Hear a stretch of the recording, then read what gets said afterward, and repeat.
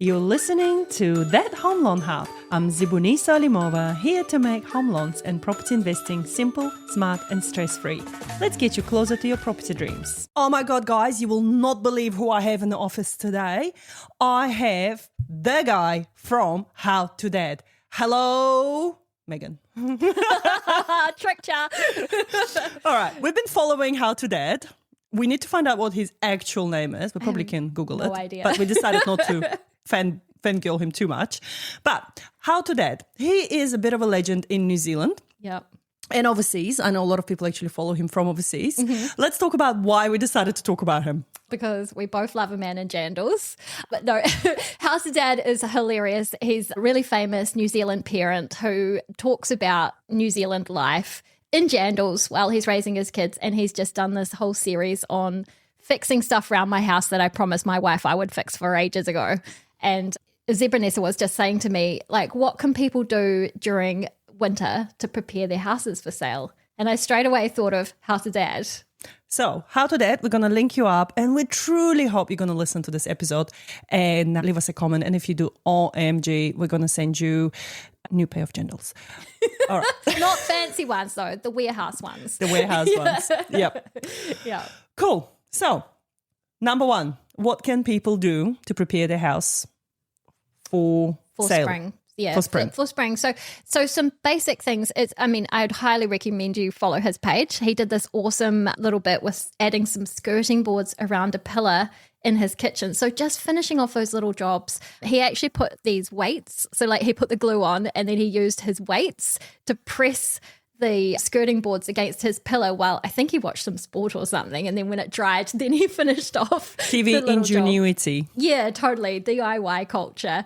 And he made the point, like, he's not the best person at DIY, but just have a go and try and finish off these little jobs. In another episode, he put up a little retaining wall and finished off a bit of lawn. So it's just a good example of things that can get done. Like you could replace your letterbox if it's looking a bit tatty. It's funny, we deliver flyers to a lot of letterboxes and I always get excited when people have put up a new one and I notice and I'm like, oh, new letterbox. Awesome. I wonder if they're selling. Or, you could put up a fence, you could paint something, windowsills, and inside windowsills is a really good one over winter because at least you're in the warm. Yeah. Touching up your front door, little jobs that you might have been like looking at the grout in your bathroom thinking, oh, I need to scrub that, or like just tidying up.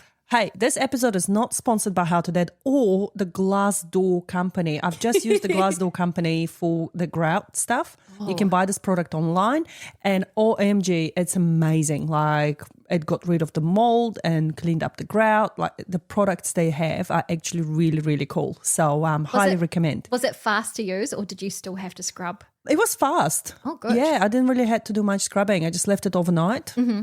Only says 2-3 hours, but I forgot. Mum life. So yeah, I came back the next day, gave it a good wipe, and it was awesome. So highly recommend those products to prepare your house because it does refresh the bathroom. Yeah, it does. Yeah, it does give it a bit of a new, clean, fresh look. Mm-hmm. The other thing I've discovered recently is I'm going to test it out inside the house, but I've tested it in the car. I've spilled some coffee in the car. Who hasn't? Recently. And oh my God, it was like a full cup and the smell was just awful. And I thought something died in the car. And then I remembered it was probably me spilling the coffee and my oat milk. Ooh.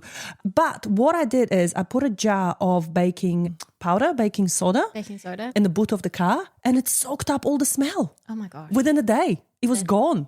I wonder if that would work for houses. So I've trapped one now inside my shoe cabinet where the shoes are and the kids' sports clothes, and it gets a bit funky, especially when you have boys. So I'm gonna try it and I'm gonna let you know next time. But again, simple things like that. You don't have to spend a fortune getting your house sorted.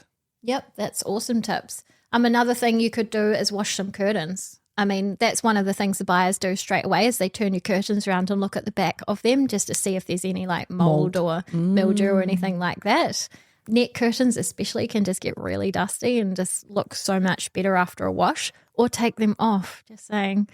Take them off, get new ones. And again, like the warehouse actually has really good quality curtains these days. Spotlight constantly have sales, Briscoes, surprise, surprise. Like there's so many places now where we can actually get cheap things that's still good quality. Yep, that's right. Yep. Temu. Timu, she said. Yeah, that's the thing. Okay, so finishing off the odd jobs, getting the house clean and fresh. Water blasting. Water blasting? Yeah, it's like so overrated. You can just water blast your driveway, your front path, and it looks so good. Just don't water blast your deck. Why is that? Well, because people go way too close and they smash up their deck wood. It's not a good look. Yeah, so just be careful on your deck. Use that moss and mould stuff. My sister just came over and stayed with my parents actually, and she did like a moss and mould treatment. I think she got it from Mitre 10, and you spray it on and then just give it a wee scrub afterwards, and she washed it off because my mum doesn't like the smell of chlorine. Okay. But yeah, it came up really good, and now my parents aren't slipping over so much. Okay. Can she come around to my house? She lives in Sydney, so it might be tricky. Yeah. Okay. I also saw How to Date yesterday. He randomly popped up on my feed doing his table. He sanded the table back. I saw that. And he put a new he oiled it, I think. Yeah. on it. Yeah. And he had the dodgiest blanket underneath the table, and I was really worried for his patio.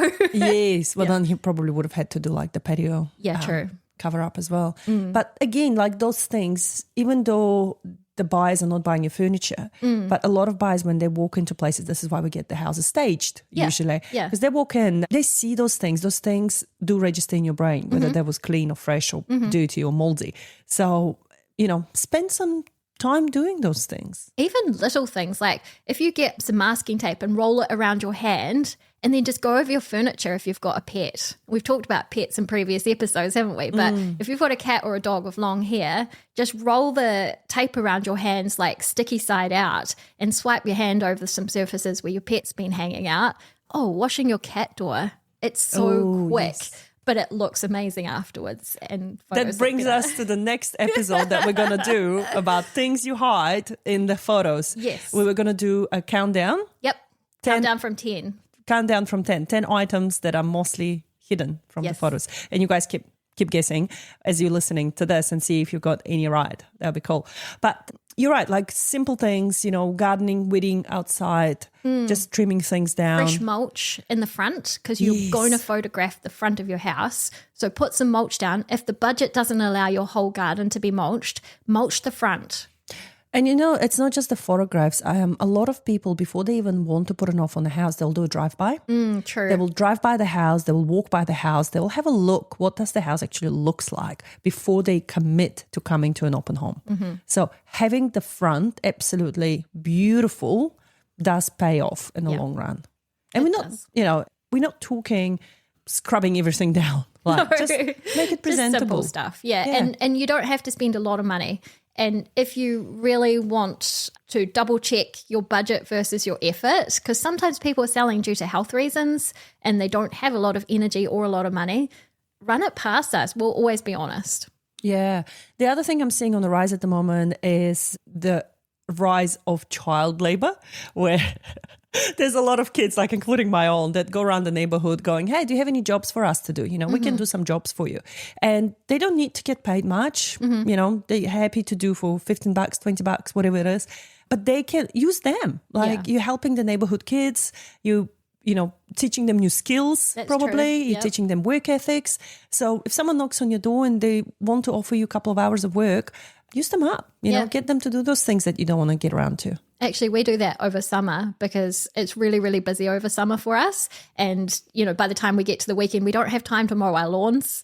So we've got a college boy who does it and he does a great job. So he's always super happy because he's fundraising for various things. And we're super happy that we don't have to do lawn mowing on a Saturday. Yeah, exactly. There you go. Well, thank you so much, Megan. And How to Date, we are truly hoping you're going to reach out to us. Bye. And that's a wrap on That Home Loan Hub. Don't forget to hit subscribe and join me next time for more property tips and tricks. Your next smart move starts here.